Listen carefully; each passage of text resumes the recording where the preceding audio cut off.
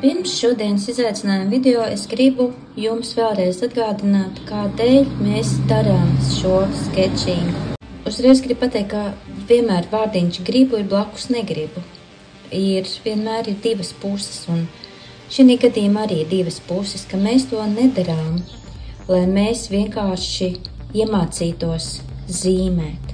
Mēs to nedarām, lai kļūtu par māksliniecēm, lai vēlāk varētu pielikt pie sienas, kaut arī tas var tā notikt. Bet pārsvarā tas, ko mēs visi šeit darām, mēs esam radošās terapijas grupa, un ko mēs gribam darīt, mēs gribam attīstīt savu vizuālo valodu. Tāpēc šeit es esmu sakrāmējusi kaudzi ar dažādiem žurnāliem, un mēs tagad, ko darām, mēs šeit darām plaukstas izmēru izaicinājumu.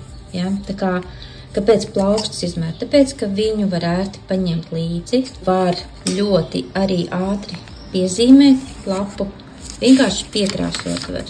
Tad mēs varam atcerēties mūsu iepriekšējos zīmējumus. Un šādā veidā arī, kad mēs šķiram, mēs varam arī ieraudzīt savu izaugsmu, kā mēs esam izauguši, kā mēs esam mainījušās un izbaudīt savus darbiņus. Ja? Es domāju, ka katrai vienai no jums ir prieks par to, ko jūs esat iemācījušās. Šādā veidā vienkārši pāršķirstot, tu domā, jā, patiešām es tā biju, kas to paveicu. Un tas arī ir viens no iemesliem, kāpēc mēs šīs lietas darām. Pēc tam jūs varat izvēlēties, kādu vienu izmēru. Šis ir lielāks par plaukstas izmēru, vai tādu blociņu, vai tas ir šāds. Un kāpēc? Tad, kad tu kaut kur aizbrauc, kaut ko ieraugi skaisti, vai nu tev ir atmiņas no kaut kāda muzeja apmeklējuma, vai tas ir, tu esi bijusi skatīties ceriņus kāziet, vai vēl kaut kas. Jā, mums ir pilns telefons apfotografēts ar atmiņām, bet tās bildes mēs varam salikt arī šādā veidā.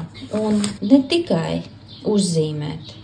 Mēs viņus arī varam izprintēt un iestrādāt iekšā kopā ar biļetēm, kopā ar visu. Vienkārši tās mūsu atmiņas paliek daudz nozīmīgākas. Un tās no jums, kuras darāt to bužo izaicinājumu, jūs arī zināt, ja? Šis arī ir viens no maniem žurnāliem. Mēs iekrāsojam lapas, kuras gaidu. Tā kā viss šis te, ko mēs darām, var aizvest līdz tam, ka mēs radām atmiņas sev. Šis te ir lētais, ja 99 centi bloks, ja tas ir līnija. Bet par to nereizēties, ja jums ir tā saucamie lētie bloki vai kādas lapas ir saburzītas. Svarīgākais ir, kas ir tajās lapās, nevis, ka viņas ir saburzītas.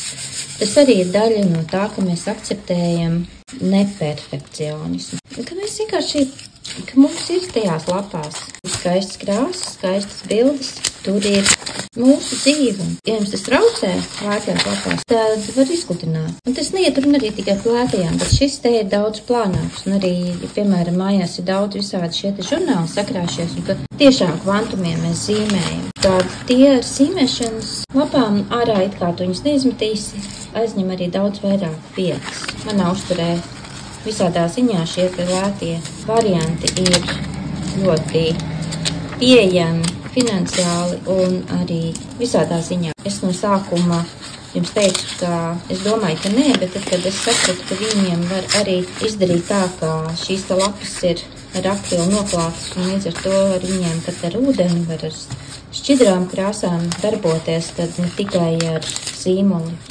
Tad es domāju, kāpēc neizmantot šīs te iespējas, ja?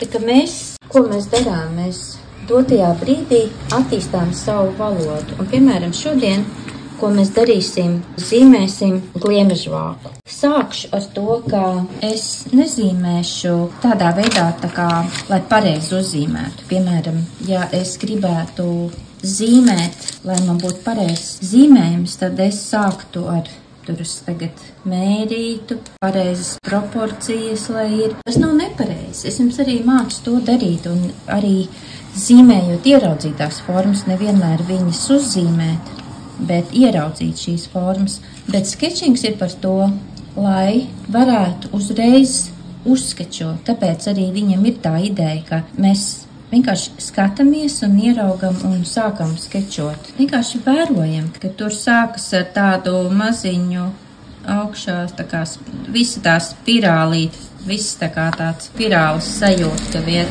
Un vienkārši sākam ar skicēšanu, ar to, ka mēs ieraugām tās formas un vienkārši tādas lielākas tās sekcijas zīmējam. Un skatāmies atkal lielāko daļu laika uz to pašu gliemežu vāku. Un nebaidamies no šīm te līnijām, ka mums ir ļoti daudz līnijas.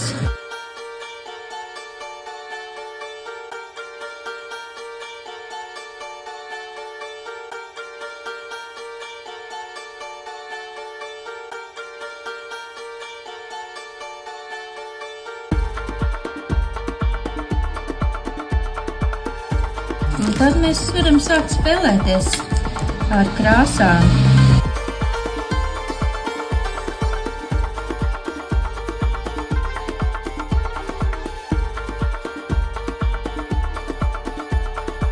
Nav obligāti jāzīmē tieši tas, ko tu redzi, bet tā kā iztēloties, kur varētu krist ēna un kā tas, kur varētu izskatīties.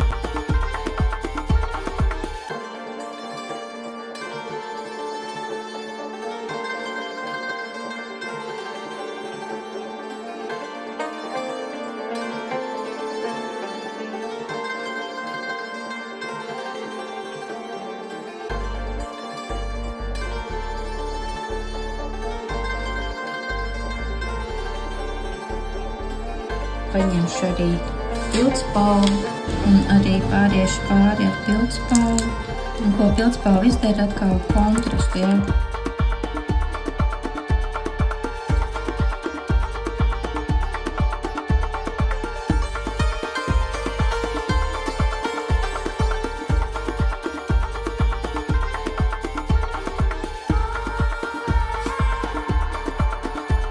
Tas ir vairāk, lai spēlētos ar šo ideju. Es zinu, ka daudzām ir, un arī bija no sākuma grūtības. Likās, ka šīs līnijas melnās sabojā.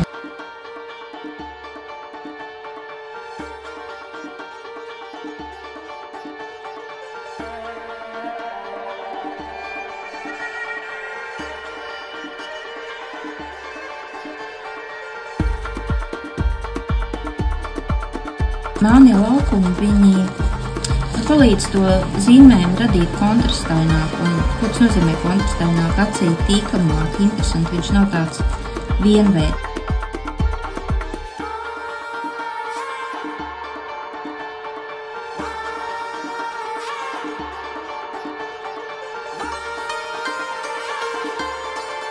Šeit norāda uz formu, ja taisnas līnijas te nevelkam, mēs tādas formīgas velkam. Un te arī formīgas.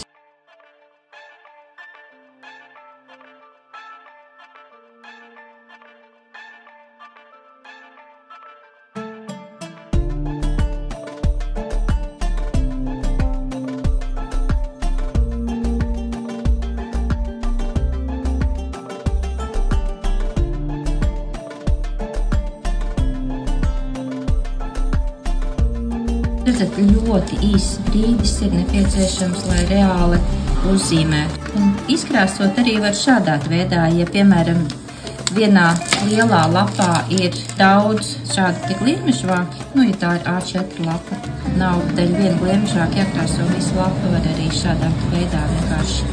Un atceramies arī par to, ka ar zīmoļu spiedienu arī var norādīt nedaudz šeit stiprāk, tur, kur ir ēna.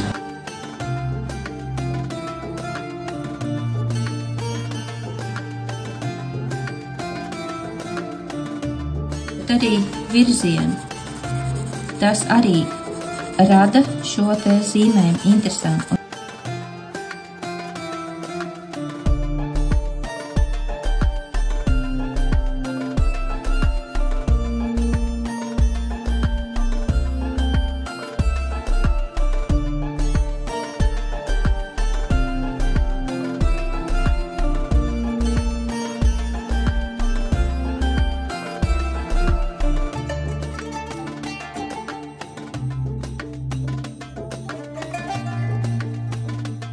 Ja tas ir tik ļoti ātri uzzīmēt, šādi izdarīt.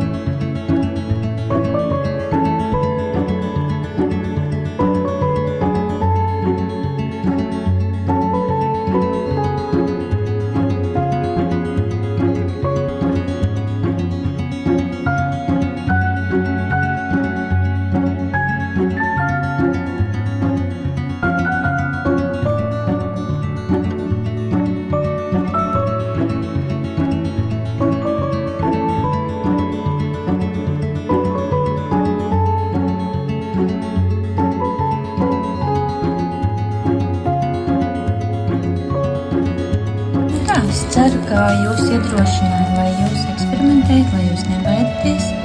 Turpināt.